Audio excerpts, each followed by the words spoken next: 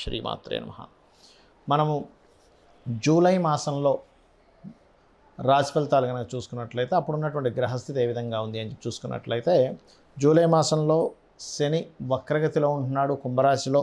అదేవిధంగా రాహు మీనంలోని, మేషంలో కుజుడున్నాడు. అయితే చంద్రుడు ప్రతి 2.5 రోజులకు ఒకసారి మారిపోతూనే ఉంటాడు.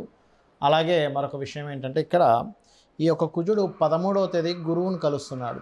ఎప్పుడైతే కుజుడు గురువును కలుస్తాడో కొంచెం ల్యాండ్ రిలేటెడ్ సంబంధించిన విషయంలో మంచి జరిగేటువంటి యోగం, కొంచెం ల్యాండ్స్ రేట్స్ పెరగడం కూడా జరుగుతుంది.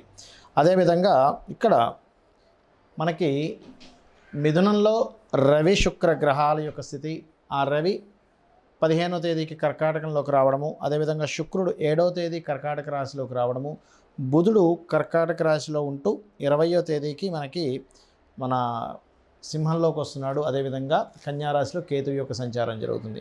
ఈ యొక్క గ్రహస్థితిని అనుసరించి ద్వాదశ లగ్నాల వారికి, లగ్నం తెలియని వారి రాశుల వారికి ఏ విధంగా ఉంది అనేటువంటి విషయాలు మనం ఇప్పుడు తెలుసుకుందాం. కన్యా లగ్నము, కన్యారాశి, రాశిలో కేతువు యొక్క సంచారము. కేతువు ఎప్పుడైతే రాశిలో ఉన్నాడో తెలియని ఒక వైరాగ్యాన్ని క్రియేట్ చేస్తూ ఉంటాడు. కాకపోతే చిన్న వైరాగ్యం అనేటువంటిది ఉంటుంది. మరియు 20వ తేదీ వరకు ఉండేటువంటి రాశ్యాధిపతి బుధుడు చర్రాశుల్లో ఉన్నందుకు వ్యాపార నిమిత్తమై మీరు చేసేటువంటి ప్రయాణాలు చక్కగా యోగిస్తాయి. మరియు బ్యాంకింగ్, గవర్నమెంట్ రిలేటెడ్ ఫైనాన్స్ రంగాల్లో ఉద్యోగ ప్రయత్నాల కోసం చేసేటువంటి వారికి ఇది సరైనటువంటి సమయం. కాకపోతే ఏ ఉద్యోగ ప్రయత్నమైనా 15వ తేదీ లోపలే చేయండి. ఫైనాన్షియల్ గ్రోత్ అయితే అందులో ఎటువంటి డౌట్ లేదు ఉంది. కాకపోతే లగ్నంలో కాస్త కేతువు యొక్క సంచారం జరుగుతుంది కాబట్టి కొంచెం చేసే ప్రయత్నాల్లో కొన్ని ఆటంకాలు వస్తూ ఉంటాయి. కొత్త అగ్రిమెంట్స్ చేస్తారు, అన్నదమ్ముల యొక్క సహకారం ఉంటుంది, 3వ స్థానం మీద శుభగ్రహాల దృష్టి ఉంది కాబట్టి. మరియు అదేవిధంగా ఇక్కడ కొంచెం రియల్ ఎస్టేట్ మూలంగా ధనయోగము, లేనట్లయితే రైతులకి అగ్రికల్చర్ మూలంగా కొంతవరకు ఫైనాన్షియల్ బాగా కలిసి రావడం ఇటువంటి బ్రహ్మాండంగా గోచరిస్తున్నాయి.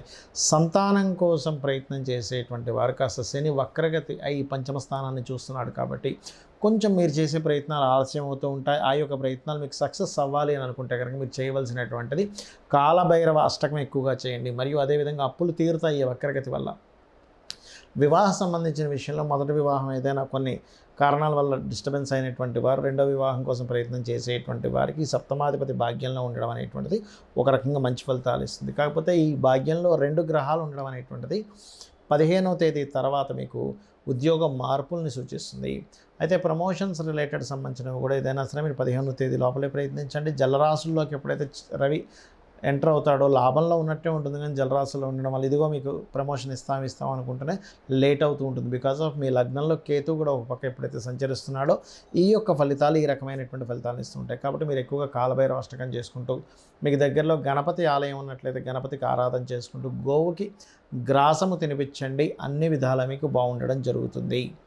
అయితే ఇప్పుడు శని వక్రించాడు. శని వక్రగతి వల్ల కూడా కొన్ని జాగ్రత్తలు తీసుకోవాలి. మీ జాతకం ఉన్నా లేకపోయినా సరే గుర్తుపెట్టుకోండి. ఏమిటది అంటే శని మకర రాశి, కుంభరాశిలో ఉండి మకరం వైపు వక్రించున్నాడు. దీనివల్ల పర్టికులర్గా ఏంటంటే ప్రపంచవ్యాప్తంగా, దేశవ్యాప్తంగా కొంత కెరియర్ రిలేటెడ్ సంబంధించిన విషయంలో కొంత గ్రోత్ ఉంటుంది. అదేవిధంగా కొంత స్ట్రెస్ ఉంటూ ఉంటుంది దేశవ్యాప్తంగా, ప్రపంచవ్యాప్తంగా కూడా. అయితే ఇక్కడ ఈ శని వక్రగతి అనేటువంటిది ముఖ్యంగా ఇంకా వేటి మీద చూపిస్తుంది. అందరూ అసలు ఏం చేసుకోవాలి చూసుకున్నట్లయితే ఎప్పుడైనా గుర్తుపెట్టుకోండి, శని భగవానుడు రాశి మారిన, నక్షత్రం మారినప్పుడు కానీ, వక్రగతి చెందినప్పుడు కానీ, పాపగ్రహాల మధ్యన కానీ శుభగ్రహాల మధ్యన కానీ చేరినప్పుడు మనకి దానిలో ఒక మార్పుని ఇస్తాడు ఖచ్చితంగా. అంటే కర్మకారకుడు, న్యాచురల్ కర్మకారకుడు ఆ యొక్క మార్పుని ఇచ్చినప్పుడు దాని యొక్క ఫలితాల్లో అనేకమైనటువంటి మార్పులు వస్తాయి. ఇది ముఖ్యంగా దేశ రాజకీయాల మీద ప్రభావం చూపిస్తుంది శని వక్రగతి అనేటువంటిది. అదేవిధంగా రెండవది ఏంటంటే జాబ్స్, ఎంప్లాయ్మెంట్స్, వీటి మీద ఒక పాజిటివ్నెస్ని కూడా ఇస్తుంది. అందులో ఎటువంటి సందేహం లేదు. ఆర్థిక వ్యవస్థ సంబంధించిన విషయంలో అనేకమైన మార్పులను ఇస్తుంది. అయితే ఈ శని వక్రగతి పర్సనల్ చార్ట్ మీద ఎఫెక్ట్ పడకుండా ఉండాలి అంటే ముఖ్యంగా మీరు చేసుకోవాల్సినటువంటి ముఖ్యమైనటువంటి అంశం ఏమిటి అంటే శనివారాలు వీలైనంత మటుకు అన్నదానం చేయండి. దీనివల్ల ఏమవుతుందంటే శని వక్రగతి యొక్క ప్రభావం తగ్గి మీకు పాజిటివ్ అనేటువంటి జరుగుతుంది. అలాగే బెల్లము గోవుకు తినిపించడము, మధ్యాహ్నం పూట నిద్రపోవడం అనేటువంటిది ఎక్కువగా చేయకూడదు. అదేవిధంగా ముసలి వాళ్ళకి, బాగా ఏజ్డ్ పర్సన్స్కి, వాళ్ళకి ఏదైనా మీకు తోచినటువంటి సహాయం చేయడం చేస్తూ ఉన్నట్లయితే ఖచ్చితంగా మంచి ఫలితం వస్తుంది. దీంతోపాటు శని వక్రగతి యొక్క ప్రభావం మీ మీద అస్సలు ఇంక పడకుండా ఉండాలి, కంప్లీట్ పాజిటివ్గా ఉండాలంటే కర్మకారకుడు, ముఖ్యంగా శని భగవానుడు, ఆంజనేయ స్వామి ఉపాసన ఎవరైతే చేస్తారో వాళ్ళకి మరింత అనుకూలంగా ఉంటాడు. కాబట్టి ఆ అనుకూలత రావాలంటే రోజు కనీసం 20 నిమిషాలు, ఎక్కువసేపు అక్కర్లేదు, ఓం హరి మర్కటాయ నమః అనే మంత్రం చేయండి, అద్భుతంగా ఉంటుంది. అయితే ఎవరికైనా వాళ్ళ జన్మజాతకంలో శని వక్రించుండి వాళ్ళ గనక కర్మ సంబంధం దానికి వచ్చింది కంప్లీట్గా అన్నప్పుడు ఉద్యోగం, గతంలో చేసిన ఉద్యోగంలోకి వెళ్ళడం అనేటువంటిది ఇస్తాడు. గతంలో ఇంతకుముందు చేశానండి జాబు, వాళ్ళు మళ్ళీ పిలుస్తున్నారు, ఇటువంటివి వింటూ ఉంటారు, గుర్తుపెట్టుకోండి. అలాగే ఎప్పుడైనా గుర్తుపెట్టుకోండి, గోచార గ్రహాల యొక్క ఫలితం ఒక ఎత్తు అయితే మన personal chart is most important. మన పర్సనల్ చార్ట్లో ప్రస్తుతం నడుస్తున్న మహాదశ ఏమిటి, అంతర్దశ ఏమిటి, దానికి గోచారం ఏమిటి, ఇది పర్టికులర్గా చూసుకోవాలి. అంతేగాని ఎంతసేపు నాకు ఏలినాటి శని ఉంది, అర్ధాష్టమి శని ఉంది, అష్టమి శని ఉంది, అందుకే ఇంత ఇబ్బంది పడుతున్నాను అనుకోవడానికి వీల్లేదు. ఎందుకంటే శని భగవానుడు ఎప్పుడూ బ్యాడ్ అయి ఇచ్చేటట్టయితే ప్రతి ఒక్కరూ శని మహర్దశ రాగానే ఇబ్బంది అయిపోవాలి. గురు మహర్దశ రాగానే బాగుండాలి, శుక్ర మహర్దశ రాగానే బాగుండాలి, బుధుడు రాగానే బాగుండాలి. అలా అవ్వట్లేదు కదా. లాజిక్ ఆలోచించండి. శని భగవానుడు బాగుంటే మంచి ఫలితాలు ఇస్తాడు, గురువు బాగున్నా మంచి ఫలితాలు ఇస్తాడు. కానీ ఇబ్బంది అయితే గురువు గ్రహం అయినా సరే ఇబ్బంది ఇస్తుంది. శుక్రగ్రహం, అందరూ ఏమనుకుంటారు శుక్రదశ వస్తే రాజయోగం అనుకుంటారు. అలా ఏమి ఉండదండి. శుక్రుడు బాగుంటేనే రాజయోగం. నేను మీకు ఒక కనీసం కొన్ని వేల జాతకాలు చూపిస్తా. శుక్రదశ వచ్చినప్పుడు ఇబ్బంది పడ్డ వాళ్ళు కూడా, ఎందుకంటే డిపెండ్ ఆన్ ఆ గ్రహం యొక్క స్థితి ఎలా ఉంది, శాస్త్రంలో చాలా స్పష్టంగా చెప్పబడింది. కాబట్టి ఈ యొక్క విషయాన్ని కంప్లీట్గా తెలుసుకోవాలి మీరు. ఇది తెలుసుకోకుండా మూఢంగా శని వచ్చేసింది పాడైపోతాను, శుక్రుడు వచ్చేసింది బాగుంటాను కాదు. శుక్రుడు పాడైతే శుక్ర సంబంధంగా పాడవుతాడు మనిషి. అంటే స్త్రీ వ్యామోహం కావచ్చు, లేకపోతే ఎక్కువ లగ్జరీ ఖర్చులు పెట్టేసి పాడు చేసుకోవడం కావచ్చు, ఇట్లాంటివి ఇబ్బంది పడుతూ ఉంటాడు. శని గనక పాడైతే కింద వాళ్ళ వల్ల వీళ్ళు ఇబ్బంది పడుతూ ఉంటారు. అంటే వీళ్ళకి సపోర్ట్ చేయకపోవడం. అదే బాగుంటే వాళ్ళ కింద పనిచేసే వాళ్ళ వల్ల వీళ్ళు మంచి రాజయోగాన్ని పొందుతారు. సో ఆ డిఫరెన్స్ అనేది ముఖ్యంగా మెయిన్గా తెలుసుకోవాలి, ఎప్పుడైనా గుర్తుపెట్టుకోండి.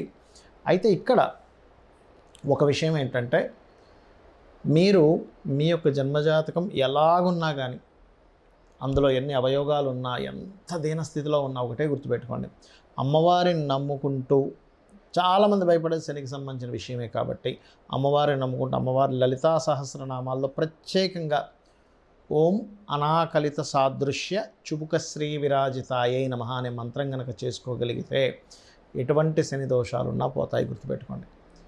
ఇంకొకటి ఏంటంటే, ఇక్కడ మీరు ఎప్పుడు కూడా బాగున్నటువంటి ప్లాంటరీ పొజిషన్కి సంబంధించిన రత్నమే ధరించాలి ఎప్పుడు కూడా. చాలామంది ఏం చేసే మిస్టేక్ ఏంటంటే, నాకు ఈ దశ బాగాలేదు కదండి అందుకే ఆ రత్నం పెట్టేసుకున్నా అంటారు. అది కూడా చాలా పెద్ద మైనస్ అవుతుంది, ఒకటి. రెండవది, మీకు ఏ గ్రహం అయితే పాడైందో ఆ గ్రహ సంబంధించిన వ్యాపారము, ఉద్యోగాల్లోకి వెళ్తారు, అది కూడా పెద్ద మైనస్ అవుతుంది. మీకు ఏ ప్లానెట్ బాగుందో దానికి సంబంధించిన దాంట్లోకి వెళ్ళండి, అప్పుడు బాగుంటుంది. గురువు బాగున్నాడు, టీచింగ్స్లోకి వెళ్ళండి. బుధుడు బాగున్నాడు, వ్యాపారంలోకి వెళ్ళండి. శుక్రుడు బాగున్నాడు, ఫ్యాషన్ డిజైనింగ్ దాంట్లోకి వెళ్ళండి. చంద్రుడు బాగున్నాడు, ఫుడ్ రిలేటెడ్ దాంట్లోకి వెళ్ళండి. రవి బాగున్నాడు, ఆరోగ్యం దాంట్లోకి వెళ్ళండి. చాలామంది చేసే మిస్టేక్ ఏంటంటే, చంద్రుడు బాగోపోతే వెళ్ళి ఫుడ్ బిజినెస్ చేస్తుంటారు. బాగోలేని చంద్రుడికి సంబంధించిన బిజినెస్ చేస్తే ఏమవుతుంది, మీ లైఫ్ కూడా పాడైపోతుంది. అదేవిధంగా చాలామంది పార్ట్నర్షిప్స్ విషయంలో కొన్ని తప్పిదాలు చేస్తూ ఉంటారు. అవతల వాళ్ళ జాతకం ఎట్లా ఉంది, అసలు వాళ్ళకి ఆ దాని పరంగా ధనయోగం ఉందా లేదా చూసుకోకుండా వీళ్ళకి బాగుంది కదా అని వెళ్ళిపోతారు.